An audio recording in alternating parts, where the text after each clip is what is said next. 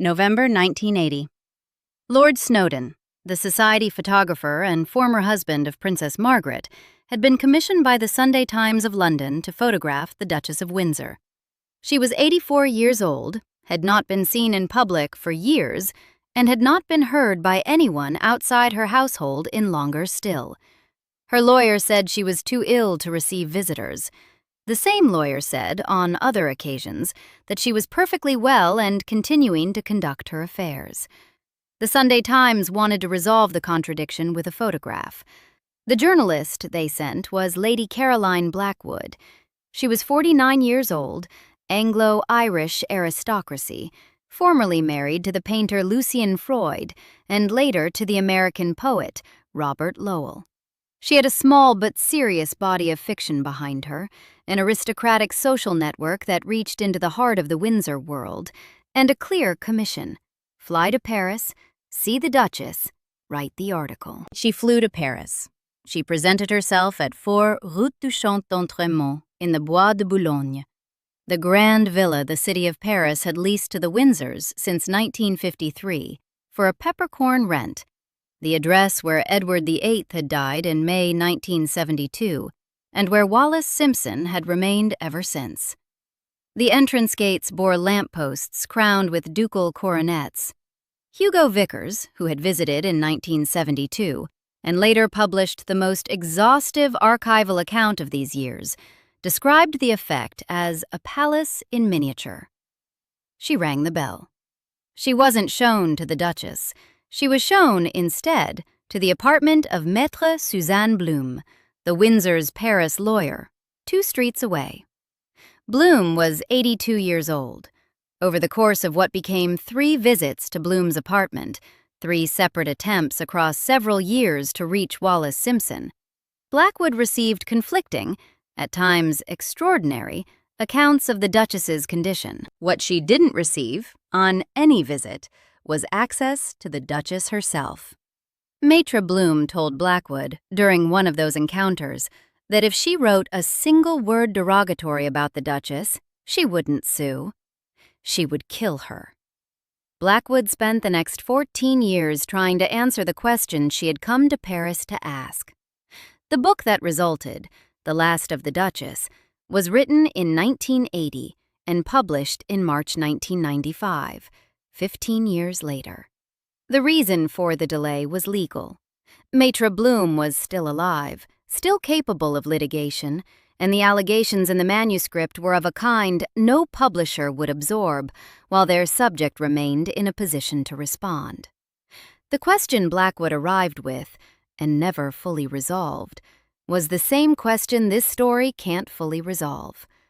What was actually happening behind that door to the woman who used to be the most scandalous figure in 20th century British royal history? Built into the question was a paradox that no one in Paris was able to explain. If Wallis was too ill to see Blackwood, she was also simultaneously conducting business through Blum's office. Jewelry was being sold. Publisher negotiations were underway about purported memoirs. Public statements about Wallis's condition and her wishes were being issued continuously. All of it originating from Maître Blum. None of it accessible to independent verification. To understand what Blackwood was investigating, you need to understand who Maître Suzanne Blum was before the Windsor years, because the woman who controlled the last decade of Wallis Simpson's life wasn't a minor figure operating at the margins. She was 74 years old when she formally assumed control of the Duchess's affairs. She had been one of the most formidable lawyers in France for 50 years. She was born Suzanne Marguerite Blumel on November 24, 1898, in Niort, a provincial town in western France. Her father's family was from Alsace, Jewish, displaced from the region after the Franco-Prussian War of 1870, settled in Niort, where her father established himself as a merchant. She came of age during the Dreyfus era, practiced law during the interwar rise of European anti-Semitism, and was a Jewish woman in Paris in June 1940 when the German army entered the city. She didn't stay. She fled via Lisbon and arrived in New York on August 8, 1940. She spent the war years there and later wrote a memoir about the experience. She was admitted to the Paris bar in 1922. In 1925, she became the first woman to compete in the prestigious Conférence du Stage at the Paris bar, where she was elected 9th secretary. By 1951, an Associated Press photograph showed her with Jean-Paul Sartre, one of her clients in a lawsuit over a Broadway adaptation of his play, and the caption identified her as the most celebrated woman civil lawyer in France, with one of the biggest law practices in Paris, specializing in civil claims and international law. Her signature case was Warner Brothers against the composer Igor Stravinsky in a copyright dispute. Stravinsky had sought $1 million in damages. Blum reduced the claim to £1. She represented 20th Century Fox and MGM.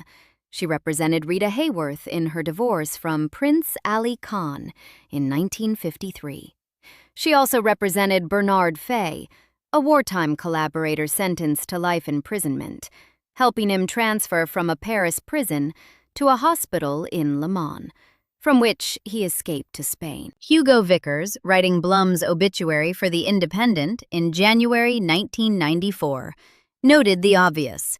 For a Jewish lawyer to represent a collaborator carried significant moral weight. She had also, in the 1960s, written 3 detective novels under the pseudonym L.S. Karen. She came into the Windsor orbit through her first husband, Paul Weil, who had been the Duke of Windsor's Paris attorney.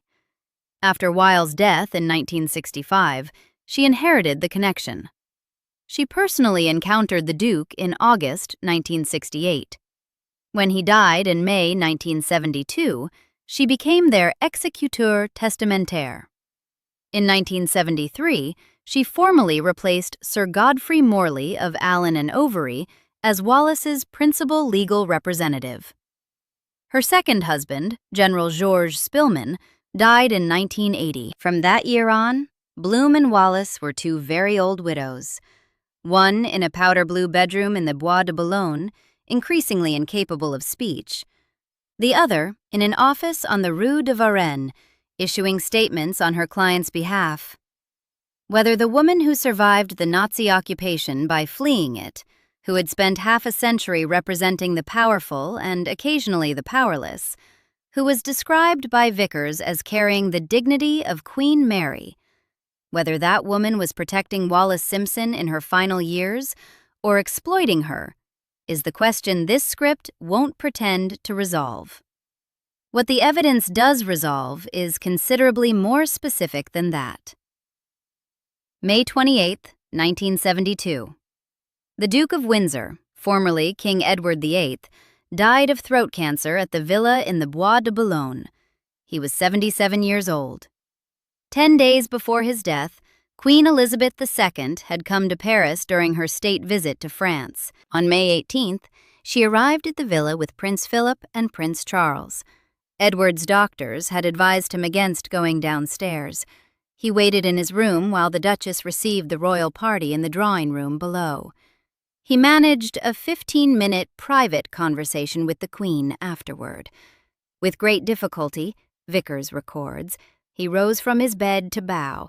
She was his sovereign as well as his niece. The Duke's doctor saw tears in the Queen's eyes as she was leaving. Edward died 10 days later. Buckingham Palace announced he had died peacefully. Wallis flew to England on a Royal Air Force aircraft. She stayed at Buckingham Palace as the Queen's guest while funeral arrangements were made. The funeral was held at St. George's Chapel at Windsor Castle. Afterward, the Queen and Wallis reached the agreement that would define Wallis's burial place. When she died, she would lie beside Edward at the Royal Burial Ground at Frogmore. She returned to Paris the following week. For the first time in 35 years of marriage, she was alone. She was 75 years old, exhausted, and already suffering from arteriosclerosis. But she wasn't, in the summer of 1972, incapacitated. The household was substantial. 2 secretaries, a butler, chef, sous chef, gardeners, chauffeurs, a night watchman, chambermaids.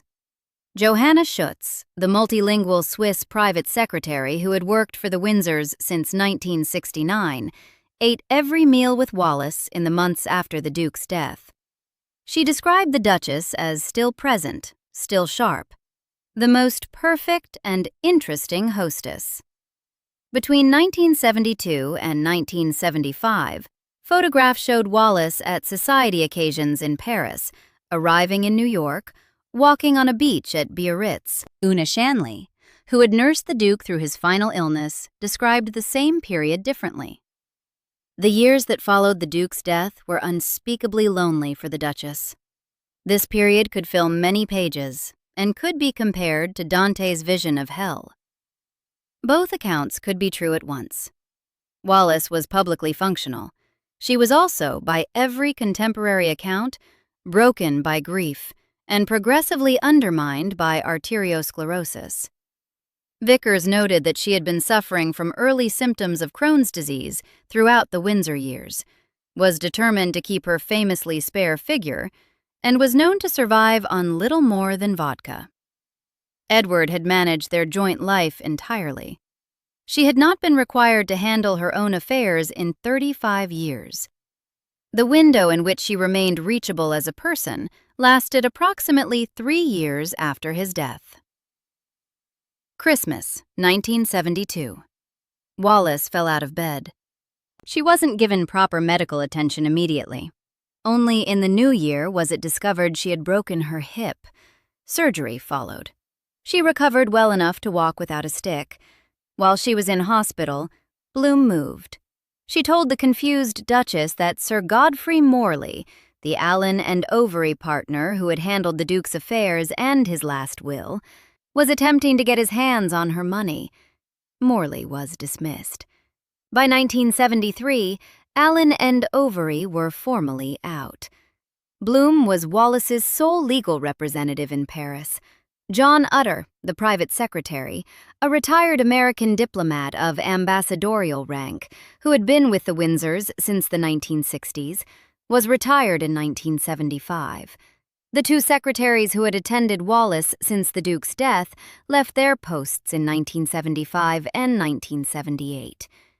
In November 1975, Wallis suffered a severe hemorrhage from a perforated stomach ulcer. She was taken to the American hospital in Paris. The following summer, she was sent home. Johanna Schutz had planned, before the hemorrhage, to take Wallis to live in New York at the Waldorf Towers.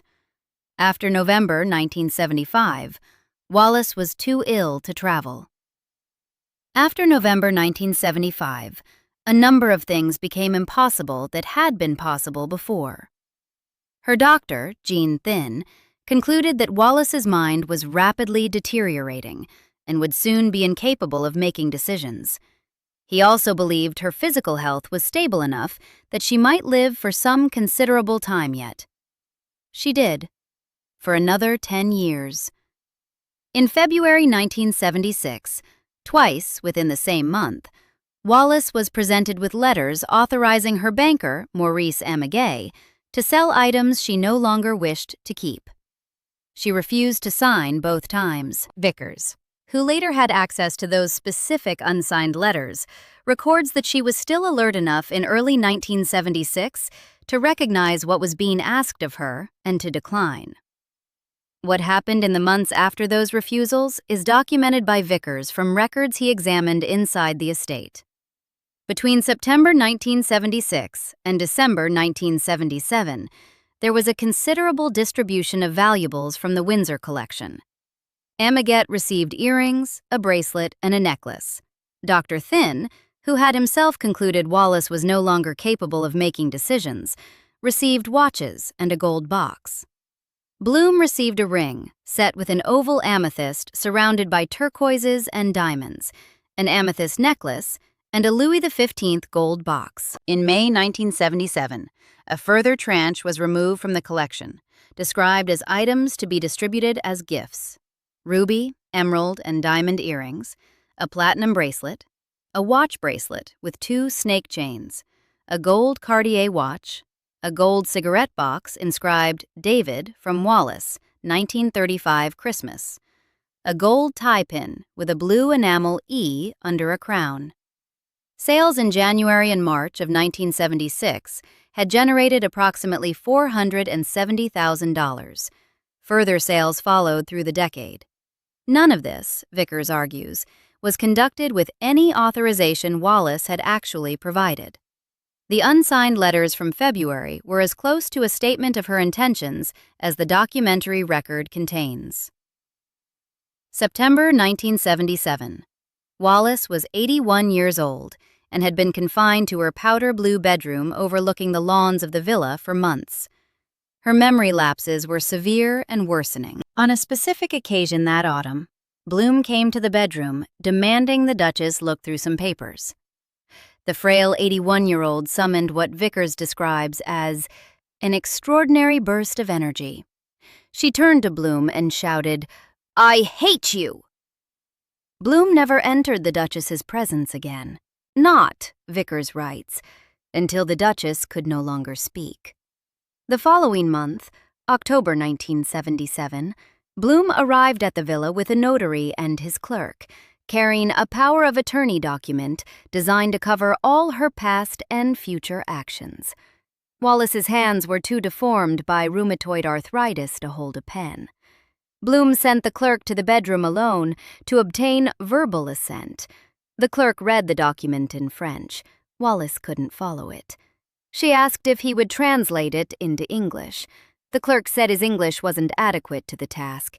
He told her the document merely confirmed existing arrangements. Wallis said something like, "Oh, all right." The clerk left the room. The power of attorney was in place.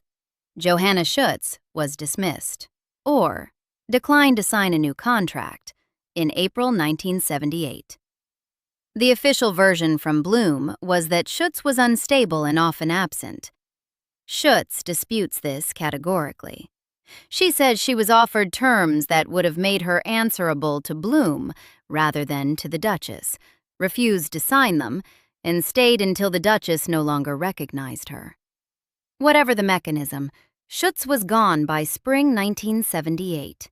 Only after her departure, Hugo Vickers writes in The Independent, obituary of Blum published the day after Blum's death in January 1994, did Blum assume complete control and begin to make her pronouncements to the world. The pronouncements began almost immediately. In autumn 1978, Blum attacked the Thames television series Edward and Mrs. Simpson publicly, building what the production company's controller of drama described as an audience of 13 million viewers, the largest audience the series would ever reach. Blum announced the existence of a private collection of love letters between Edward and Wallis, quoted one to the Evening Standard, in which Wallis had urged the king to abandon his plan as impossible and a disaster, and claimed these letters would eventually vindicate the Duchess entirely. The letters, Blum said, were held by a friend and historian and would be published after both Windsors had died. In the meantime, she told anyone who asked, the Duchess was well, happy, perfectly compos mentis. By the spring of 1978, Wallis had ceased speaking.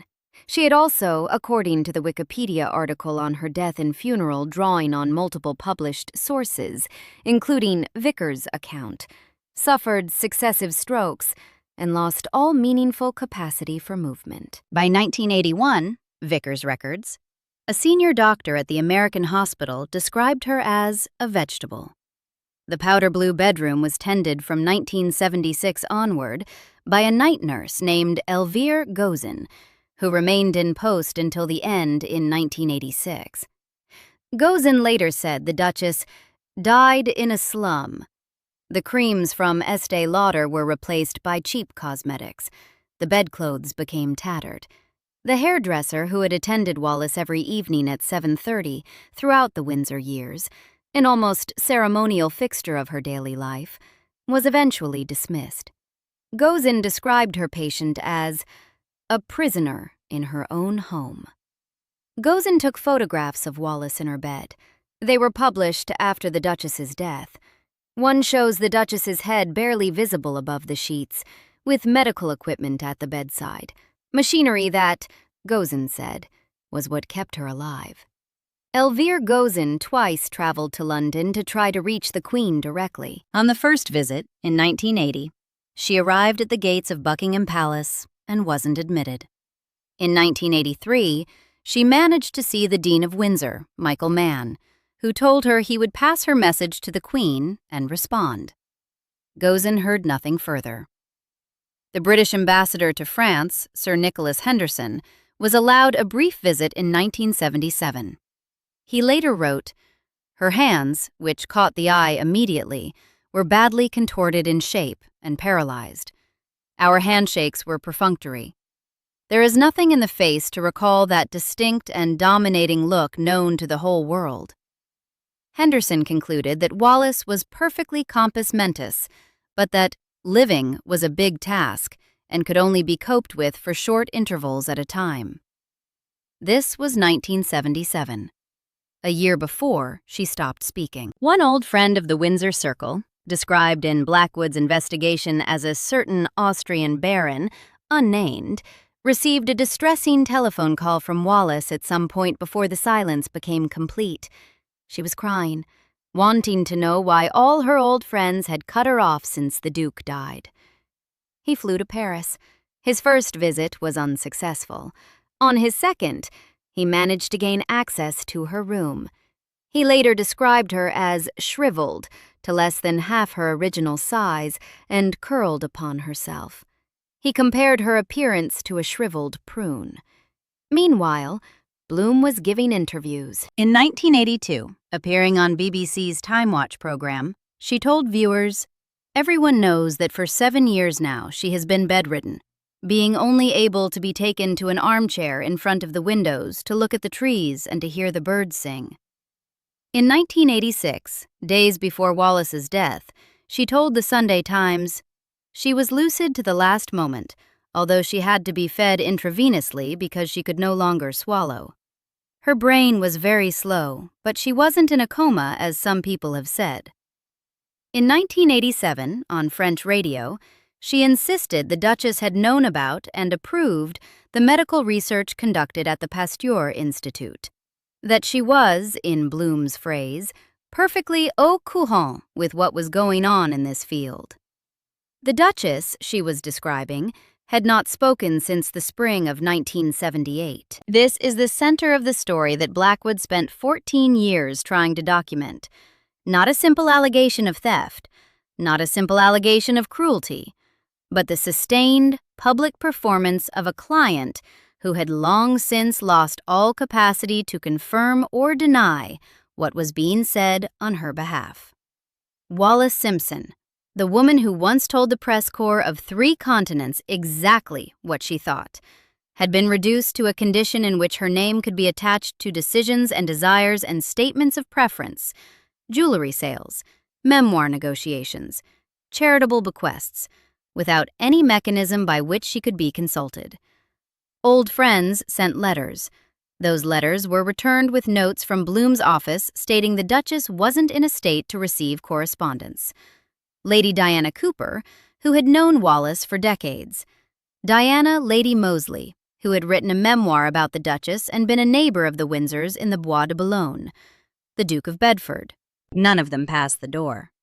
Whether the Queen Mother, whose decades-long hostility toward Wallis was one of the most documented enmities in 20th century British royal history, attempted to visit in this period is harder to pin down precisely from the available record.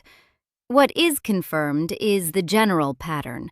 Old friends, associates, and members of the royal family who attempted to maintain contact with Wallis after 1977 were consistently told by Blum's office that such contact was impossible. The pattern is documented in Vickers' account and in Blackwood's interviews with surviving Windsor Circle friends. The specific number of royal attempts, and by whom, isn't established with precision in the public record. What is established is this. By 1980, no one outside Maître Blum's immediate circle had seen Wallis Simpson in any condition that permitted communication. The Right Reverend James Leo, Dean of the American Cathedral in Paris, was one of the few visitors Blum permitted in the final years. He later described what he found at the villa: the Duke's regimental drums gathering dust, sad relics under brooding stillness. The garden, once famous for lavish summer evenings, now overgrown with weeds, crabgrass, and ghosts. It was Leo who performed the last rites in April 1986. He said, "She squeezed my hand during the last rites, and again as I read a short passage from the Bible." Wallis Simpson died on April 24, 1986, at 4 Rue du Champ d'Entremont in Paris. By contemporary accounts, the immediate cause was bronchial pneumonia. She was 89 years old. She would have turned 90 in June. Her remains were flown from Paris on April 27th by an aircraft of the Queen's flight to RAF Benson, and then escorted to Windsor by a 7-car cortege. Flags flew at half-mast on government buildings. The funeral was held on April 29th at St. George's Chapel, Windsor Castle. 175 mourners were present. The Queen came, accompanied by the Duke of Edinburgh, the Queen Mother, the Prince and Princess of Wales, Princess Anne, and Princess Alice, Duchess of Gloucester. Princess Margaret didn't attend, nor did Prince Andrew or Prince Edward. The palace said they had barely known the Duchess. Prime Minister Margaret Thatcher attended. The leader of the opposition, Neil Kinnock, attended. Lady Alexandra Metcalfe attended. Diana Lady Moseley attended. The service lasted 28 minutes. Per Wallis's wishes, it contained no eulogy and no direct reference to the Duchess. Only once, in a prayer, did the Canon of Westminster refer to her at all, as "our sister." Wallis's polished English oak coffin bore a single wreath from the Queen: white, orange, and yellow lilies picked at Windsor Castle. The silver plaque read, "Wallis, Duchess of Windsor, 1896 to 1986. The HRH prefix, denied to her by Royal Letters Patent since 1937, a refusal she had resented every day of the preceding 49 years, didn't appear on the plaque. It does not appear on her gravestone either. The burial at Frogmore was attended by only 15 people, including the Queen and the Prince and Princess of Wales.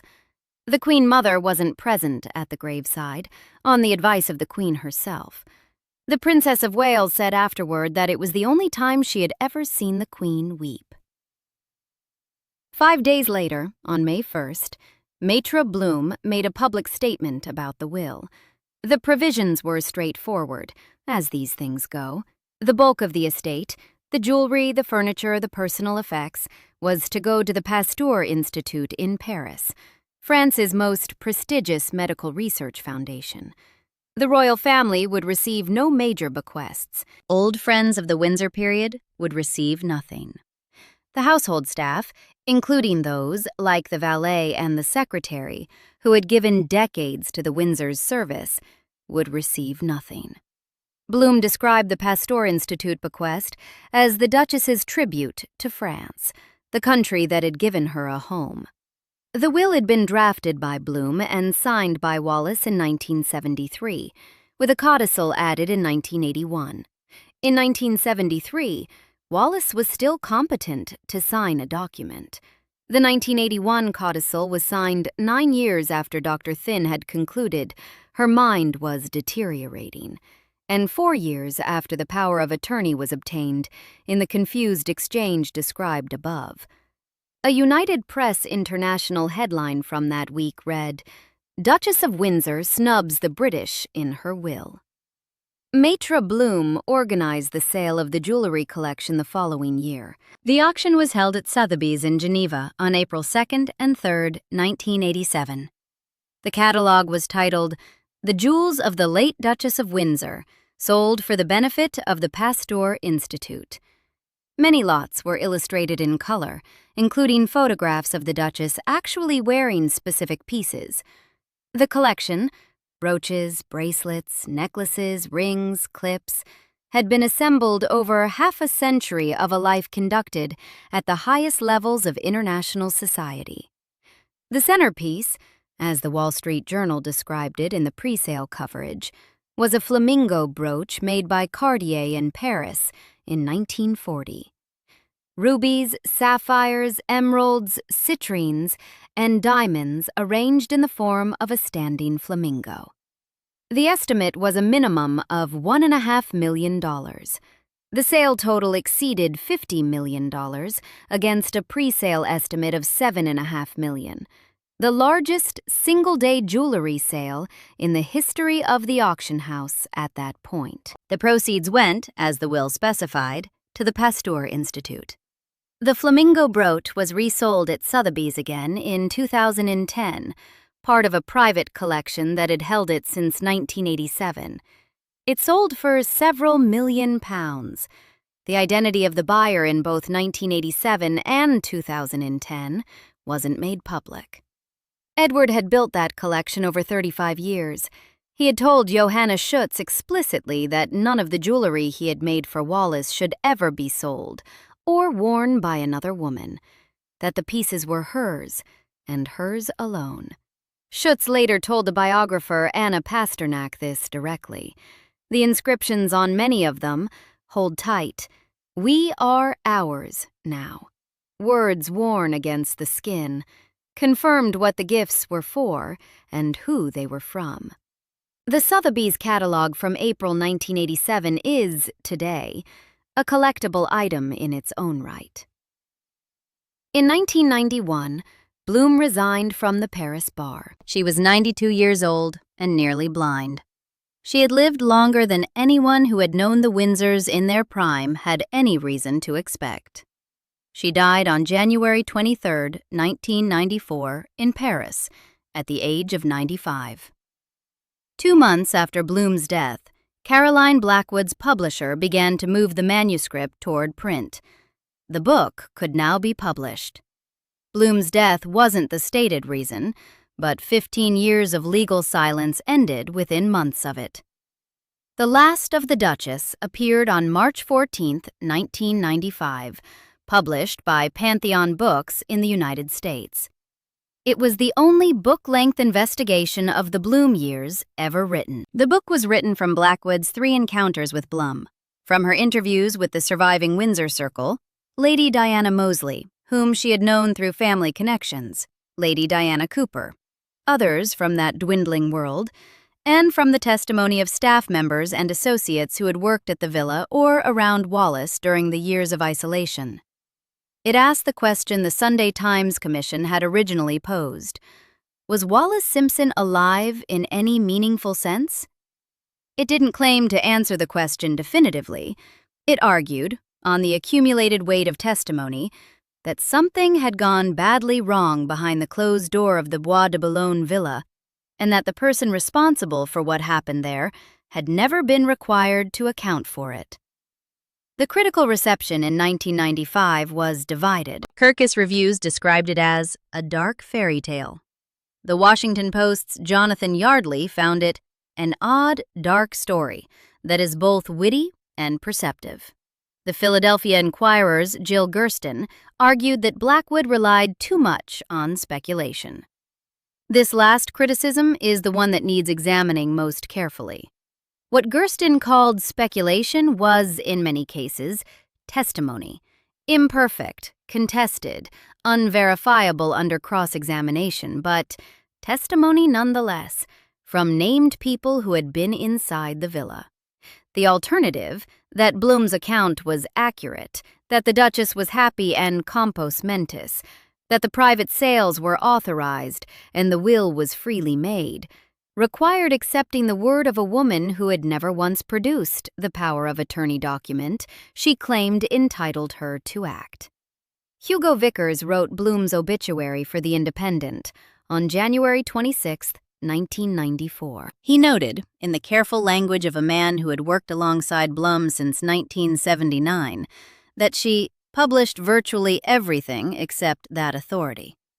The power of attorney she had obtained in October 1977 through a notary clerk reading a French legal document to a woman who didn't understand French legal documents was, Vickers observed, never publicly produced despite repeated challenges. Vickers had been inside the Windsor world since the early 1970s. He had assisted Blum from 1979 onward, working on documents and Windsor materials under her supervision. His 2011 book, Behind Closed Doors, is therefore not simply an outsider's reconstruction. It's the account of someone who watched the operation from within during its later years and spent the subsequent decades assessing what he had seen. The Daily Mail's headline for the serialization read, "Robbed, Abused, Sedated, Alone. The Desperate Last Days of the Duchess of Windsor." The book named its terms without apology. Vickers described Wallis as having been held virtual prisoner in her own house. He described Blum as a satanic figure waiting behind the mantle of good intention. He documented the distribution of Windsor valuables from the estate. He documented the power of attorney scene in October 1977 in sufficient detail that the notary's inadequate English and Wallis's bewildered, "Oh, all right," became part of the historical record. Andrew Lowney's 2021 book, Traitor King, The Scandalous Exile of the Duke and Duchess of Windsor, covers the late-life period in its final chapter. Lowney, working from declassified government documents and previously restricted archives, confirmed the broad outlines of the Vickers account: the systematic isolation, the substitution of Blum's will for Wallis's, the foreclosure of any independent access to the Duchess. The book has been cited by those following the Windsor story closely as the most current scholarly engagement with the period and the most rigorously sourced. What Lowney, Vickers, and Blackwood together establish, from 3 different vantage points over 3 different decades, isn't a legally actionable case. None of them claims one. What they establish is a pattern of conduct that operated in the absence of any mechanism for challenge. No family member who could have initiated a legal guardianship review, no independent doctor not operating under Blum's instructions, no British consular oversight of a British subject in France whose legal domicile had become entirely ambiguous. The French legal system in the 1970s and 80s provided mechanisms, tutelle, curatelle, for challenging the guardianship of an incapacitated adult. There is no evidence that any such challenge was ever initiated. No court in France, Britain, or the United States has ever adjudicated a claim relating to Wallis Simpson's treatment in her final decade. Blum died without ever being required to answer the questions the evidence raises. Her files, according to accounts that circulated after her death, weren't preserved in any accessible archive. Caroline Blackwood died on February 14, 1996, in New York City. She was 64 years old. The cause was cancer. Her daughter Ivana Lowell confirmed it. Blackwood died 11 months after The Last of the Duchess was published, having given no further interviews about the book. The book is currently out of print. The villa at 4 Route du Champ d'Entremont changed hands after the Duchess's death. Mohammed Al-Fayed acquired the lease in 1986. In 1998, the remaining contents of the villa, furniture, object art, items not already dispersed, were auctioned at Sotheby's in New York.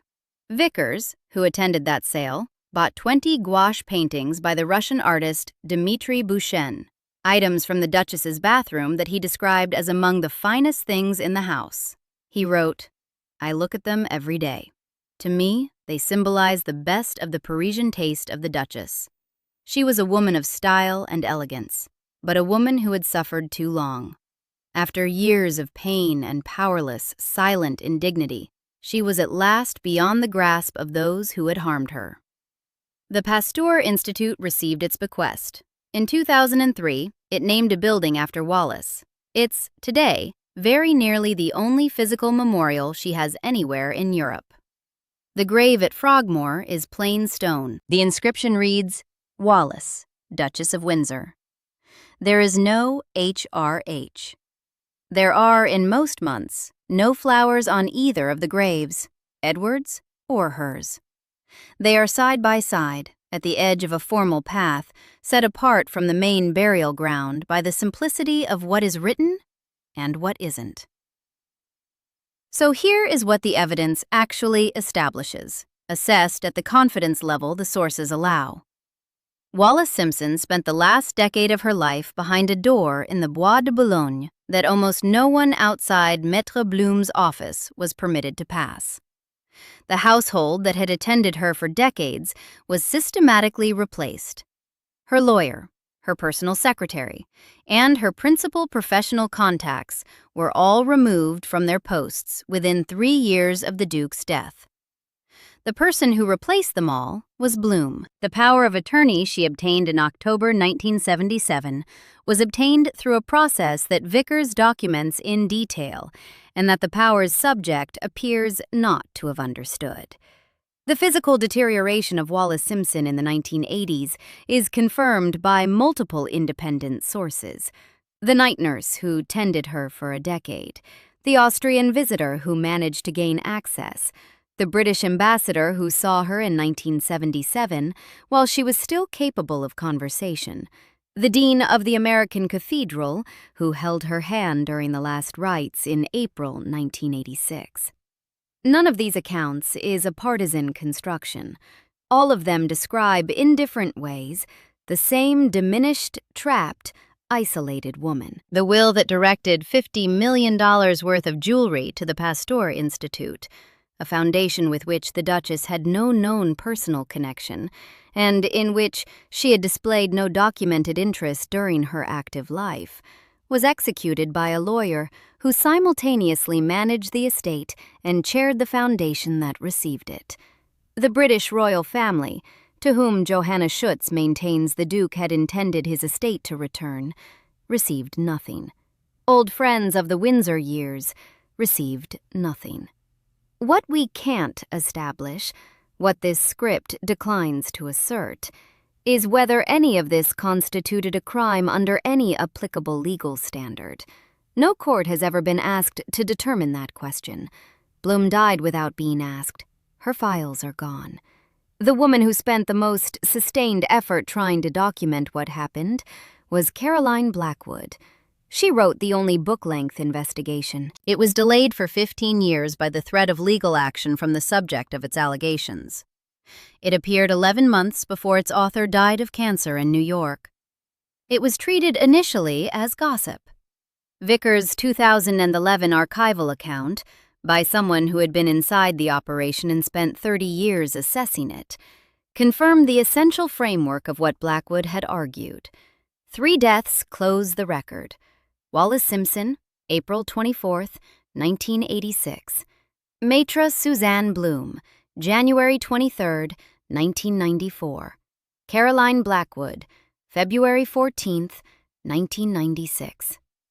The question Blackwood arrived in Paris to ask in November 1980, whether the woman behind the door was alive in any meaningful sense, hasn't, in any honest reckoning, been answered. The journalist who tried hardest to answer it ran out of time.